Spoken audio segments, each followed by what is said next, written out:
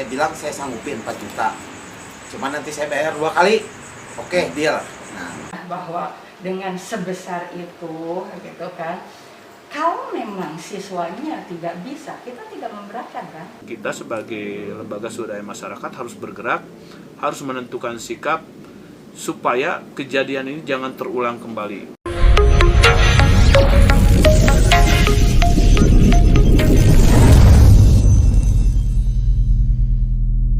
Diduga tidak mengabulkan permintaan kepala sekolah, siswa kelas 12 dikeluarkan dari sekolah ini usai ujian.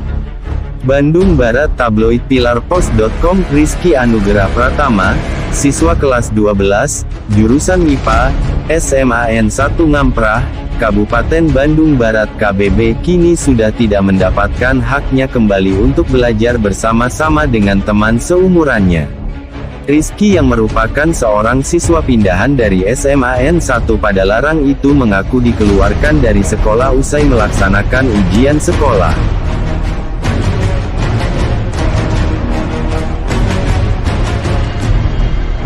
nama saya Suherman. Kejadian di sekolah Ngamprah, saya datang ke sekolah pindahan dari Seman 1 Padalarang pindah ke sekolah Ngamprah. Ceritanya di sana tidak diterima, saya minta surat pindah dari SMA 1 Padalarang ke SMA 1 Ngamprah. Datang ke sana, saya ngobrol sama guru kesiswaan namanya Putira. Nah, udah ngobrol gitu, saya diminta uang 4 juta. Saya bilang saya sanggupin 4 juta. Cuma nanti saya bayar 2 kali. Oke, deal. Besoknya saya pulang, saya belum bawa uang. Besoknya saya pulang ke rumah. Hari Jumat saya cari uang, saya dapat uang cash 700.000 sama gelang anak saya copot untuk dijual buat untuk biaya sekolah. Nah, saya ke toko emasnya hari Jumat toko emas Gemilang tutup. Nah, gimana caranya saya supaya anak sekolah masuk? Datang ke sekolahan, saya ngomong ke guru kesiswaan, ini saya baru ada uang 700. Nah, ini gelangnya. Kata guru kesiswaan nanti nunggu kepala sekolah. Saya nunggu kepala sekolah. Si uang itu nggak diterima sama Bu Tika dan nilainya tidak mencukupi. Nah, udah gitu datang kepala sekolah, dia kompromi sama kepala sekolah, udah kompromi sama kepala sekolah. Si guru kesiswaan datang lagi, saya ngobrol lagi, Pak, anak itu nggak diterima. Bu, dengan alasan apa nggak diterima? Dengan alasan istilahnya masalah materi, uang kurang apa gimana? Saya kan ada jaminan, Bu, silakan. Kalau misalnya mau dijual juga sama ibu ke toko emas, silakan. Saya bilang, sampai saya ngemis-ngemis di situ setengah semester. Udah ikut ujian, nah udah ikut ujian, udah beres ujian, saya dipanggil ke sekolahan, Pak. Nah, dipanggil ke sekolahan, dikira saya izin mau tatap muka, ada rapat tatap muka. Nah, kenyataannya datang ke sana, saya dikasih tahu sama gurunya bahwa anak saya belum diterima di sini. Anak saya itu uji coba katanya di sini. Anak saya nggak benar, anak saya ikut ujian segala macam. Ya, namanya orang tua pengen anaknya sekolah, Pak. Sekarang mau setengah semester gini, mau cari sekolahan kemana, Pak? Bingung saya, Pak. Sampai masa depan anak saya suram, Pak. Tinggal berapa bulan lagi. Cuman saya dari awal itu saya belum ngasih uang, cuman dianya nolak. Pertama nolaknya uang tidak mencukupi. Pada saya mau bilang tidak sesuai. Di hari Selasa tanggal 12 Oktober tahun 2021 siang, tim investigasi tabloid pilarpost.com mendatangi pihak sekolah untuk memberikan klarifikasi atau hak jawab guna menyajikan pemberitaan yang berimbang.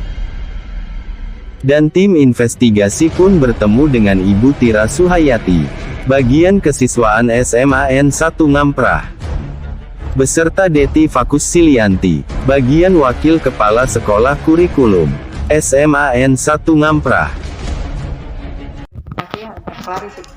Saya akan mengklarifikasi apa yang bapaknya Rizky itu katakan, bahwa saat itu dia merasa bahwa anaknya diuji cobakan karena ya awalnya kita kan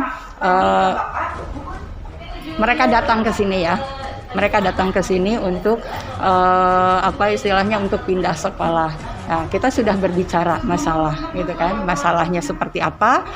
Seperti tadi besaran yang dikatakan oleh Bapak tadi, misalnya ya saya mengungkapkan hal yang seperti itu ya karena beliau bertanya. Ya, beliau bertanya apa. Nah, terus sebenarnya beliau pun juga berbicara bahwa bagaimana Bu jika tidak ada sebesar itu.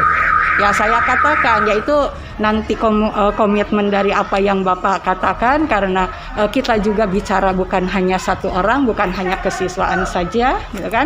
Bahwa kami juga bicara dengan keseluruhan Wakaseknya. Nah, itu. Nah, kemudian ya diantaranya beliau itu ya katakanlah pada saat berbicara dengan saya ya selesailah katakan seperti itu gitu kan. Nah kemudian hari apanya beliau itu datang lagi. Nah ternyata kebetulan saya itu pada saat beliau datang juga sedang sakit, tidak boleh harus ke sekolah. Tentu bapak-bapak juga tahu bahwa penyakit apa yang tidak diperkenankan kami datang ke sekolah. Nah tapi di situ saya mendengar ada satu tragedi tentunya.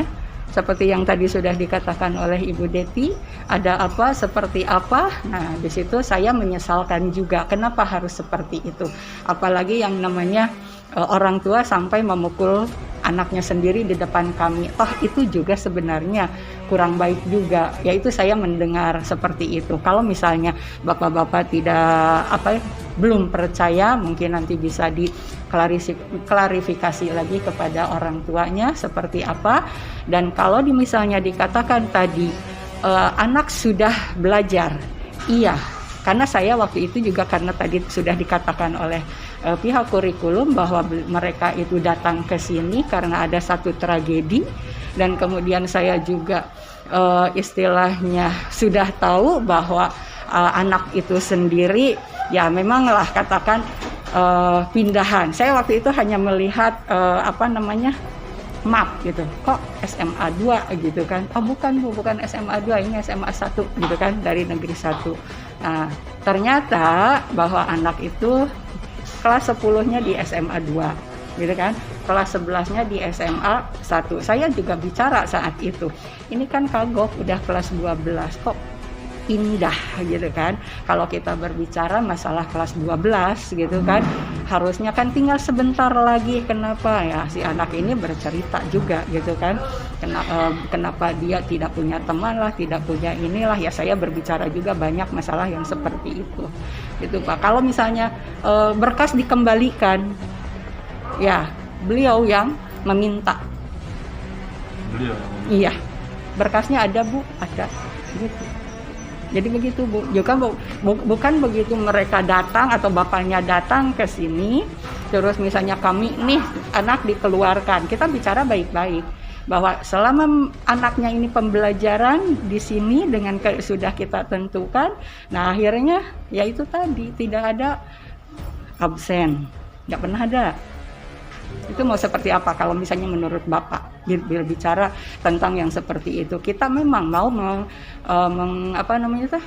mencerdaskan anak bangsa. Ya, misalnya yang seperti itu Pak. Ya, absen tidak ada dengan alasan GC tidak masuk, padahal kita sudah memberikan informasi ini harus GC, ini harus begini. Anaknya berkomunikasi dengan saya juga. Bu, ini saya maaf tidak bisa masuk ke GC. Gitu kan, yang seperti itu. Ya tapi kan kamu harus kumulatif bahwa dari kamu datang ke sini sampai ketentuan gitu tentunya. Kita kan nggak pernah ketemu Pak. Nggak pernah ketemu. Iya, selama ini kan kita virtual. Jadi kita nggak pernah ketemu, hanya kita ya hampir dengan semua siswa kita nggak pernah ketemu. Nah terus untuk absennya bagaimana? Absen kan kita membuat absen GC. Oh, okay. Dari laporan hariannya, dari GC secara khusus untuk siswa ke sekolah, guru mata pelajaran juga pastikan akan membuat absen tersebut. Dan hampir semua dari guru itu menyatakan bahwa anak ini tidak pernah ada. Untuk saya pribadi yang katakanlah mungkin rada sering berkomunikasi ya dengan Rizky ini, Bu, alhamdulillah saya sekarang sudah masuk GC. Dilihat tugas nggak ada sama sekali. Kalau dia mau, tentunya di rumah pasti kan mengerjakan tugas ya. Minimal lah untuk pelajaran bahasa Sunda misalnya gitu ya. Kita berbicara dengan pelajaran yang lain hampir sama seperti itu. Bapak, bahwa kami sudah menyatakan gitu ya, bukan berarti misalnya harus tidak ada komunikasi dengan guru bimbingan konseling gitu kan, karena dari situ kan kita sudah komitmen dengan baik-baik dengan orang tuanya ya Miss, dengan orang tuanya, dengan siswanya, dan saya pun sendiri berbicara dengan anaknya bahwa nih hati-hati ya kamu, kalau kamu mau pindah ke sini berarti iya kamu harus sesuai mengikuti ketentuan-ketentuan sekolah. Tentunya Bapak juga mungkin bertanya ke sekolah yang lain akan sama jawabannya seperti itu, bahwa si anak itu minimal harus mengikuti pembelajaran sesuai dengan ketentuan sekolah yang ada, tentunya seperti itu Pak. Tentunya ya di sini kita punya aturan-aturan ya Pak ya, bahwa dengan sebesar itu gitu kan, kalau memang siswanya tidak bisa, kita tidak memberatkan kan ya, kita tidak memberatkan. Kita kalau misalnya dia bertanya ya, misalnya kan sekolah juga perlu ya Pak ya untuk suatu pembangunan misalnya gitu kan, tapi dari si anak itu sendiri atau dari orang tua itu sendiri tidak punya atau tidak siap dengan besaran seperti itu, kami tidak tidak memberatkan lah gitu ya. Kalaupun misalnya iya seperti memberatkan, begitu mereka datang terus harus bayar seperti itu, tentunya otomatis langsung gitu kan selesai ya. Satu untuk tentunya ya kalau masalah apa Miss kira-kiranya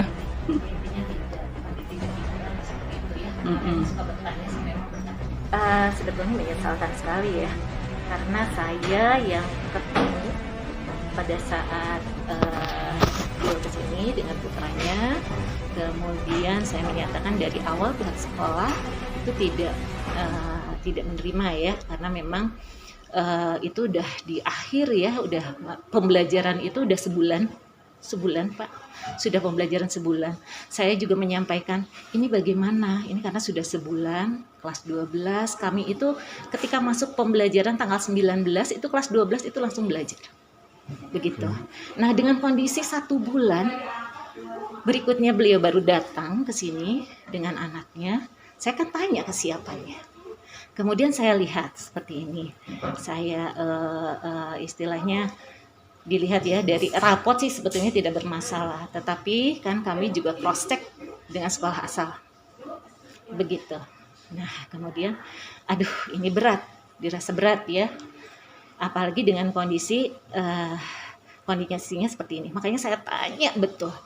Ini bagaimana gitu ya, karena saya makanya kenapa pihak sekolah menyatakan agak keberatan menerima itu, karena dirasa ini agak sulit karena sudah tertinggal 1 bulan. Sudah, makanya saya bilang ada accident itu, kejadian itu. Begitu. Jadi orang tuanya emosi ke siswa itu di depan kami semua Pak. Bagaimana? Gitu. Nah itu. Saya juga mengklarifikasi soal ini ya. Saya jelaskan pada saat bersamaan itu terkait dengan Rizky. Kenapa seperti ini? Seperti dipersulit begitu ya ketika pindah. Itu kan kami itu mempertimbangkan banyak hal Pak, bukan masalah keuangannya. Dan saya sampaikan langsung kepada orang tua, Pak ini bukan terkait uang. Saya bilang gitu. Kalau memang terkait uang mungkin dari kami sudah dari awal kan sudah selesai. Iya kan? Ini tidak. Kami sudah sampaikan langsung pada orang tuanya pun. Ini bukan terkait uang. Gitu Pak. Dan ternyata ya bagaimana ya gitu. Kalau memang kemarin Rizky berhasil melalui itu, mungkin sekarang bisa kami nyatakan terima.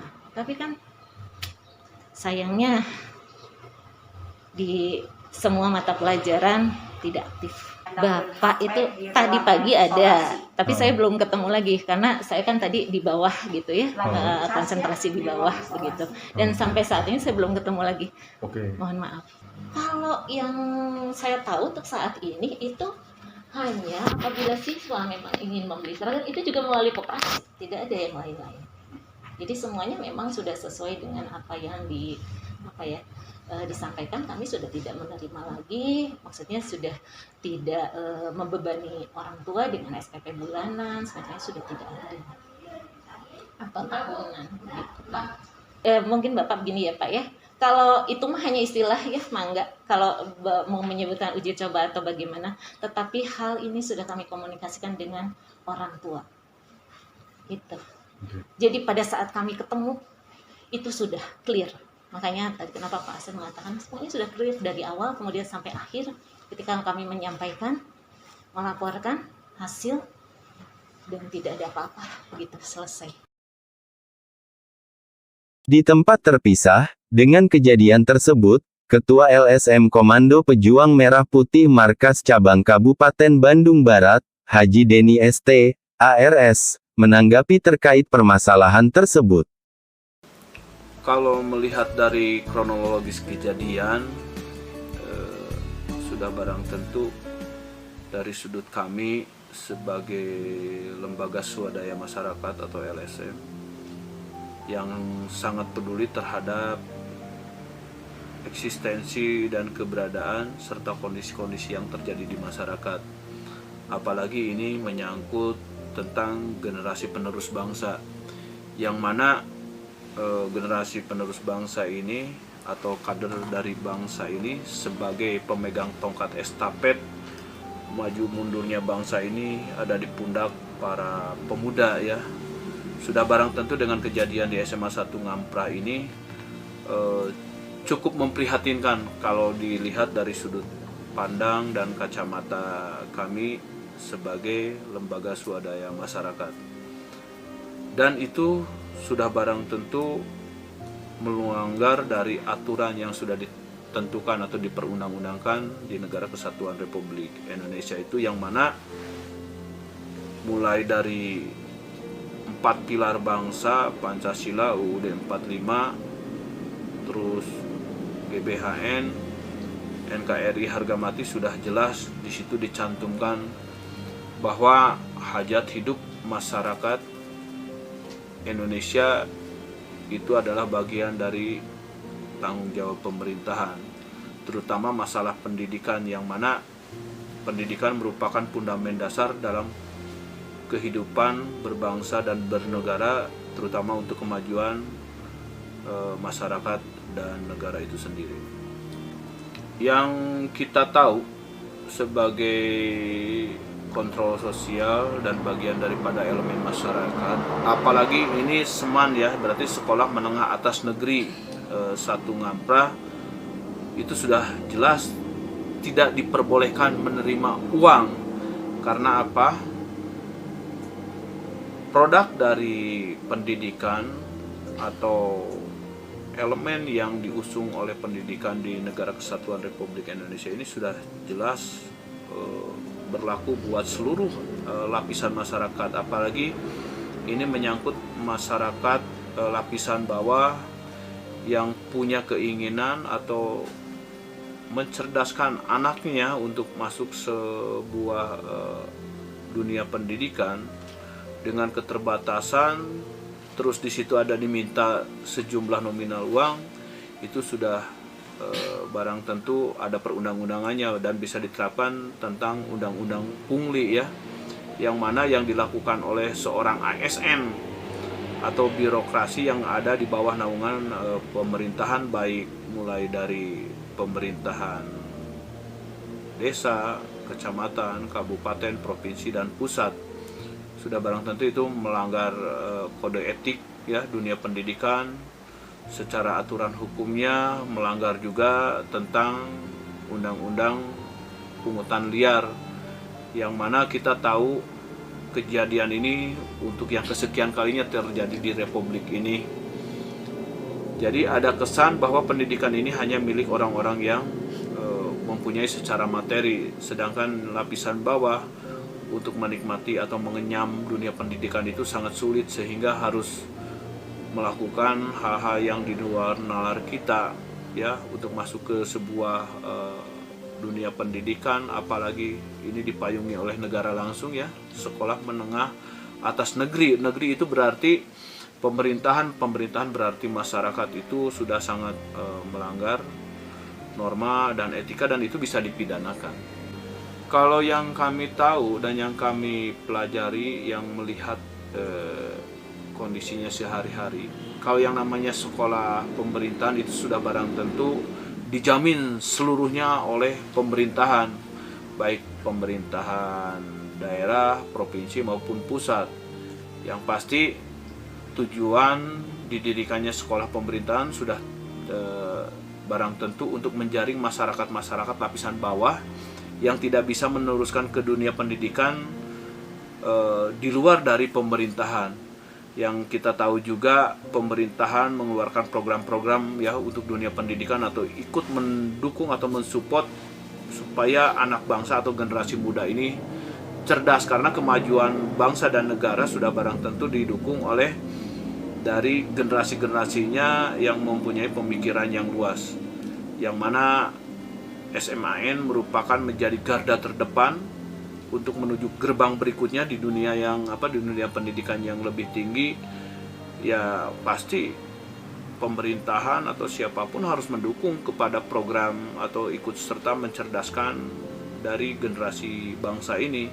Jangan sampai orang tidak mampu pengen mencapai satu cita-citanya, dia terhambat karena oleh sejumlah nominal uang yang sudah ditentukan atau dipatok atau diminta oleh oknum, kita duga itu oknum terkait yang berada di SMA-nya masing-masing. Karena ini kasusnya di SMAN 1 Ngamprah, barangkali itu ada oknum yang tidak bisa ditolerir oleh kita tentang keberadaan mereka. Kita sebagai lembaga swadaya masyarakat harus bergerak, harus menentukan sikap supaya kejadian ini jangan terulang kembali. Karena kejadian seperti ini bukan hanya terjadi di Kabupaten Bandung Barat atau di SMAN 1 Ngamprah, tapi di belahan daerah yang lain yang ada di Republik ini banyak kejadian seperti ini, dan berujung semuanya ke Hotel Prodeo atau mengalami sidang kode etik ataupun ditangani oleh pihak-pihak APH yang bersangkutan dengan perihal kejadian tersebut. Harapan kami dari keluarga besar Komando Pejuang Merah Putih Markas Cabang Kabupaten Bandung Barat khususnya, kami sangat mensupport terhadap program pemerintah untuk mencerdaskan generasi muda ya, generasi bangsa yang punya potensi, agar generasi muda ini menjadi fundament yang kuat untuk eksistensi bangsa dan masyarakat Indonesia, baik di tingkat nasional maupun di internasional.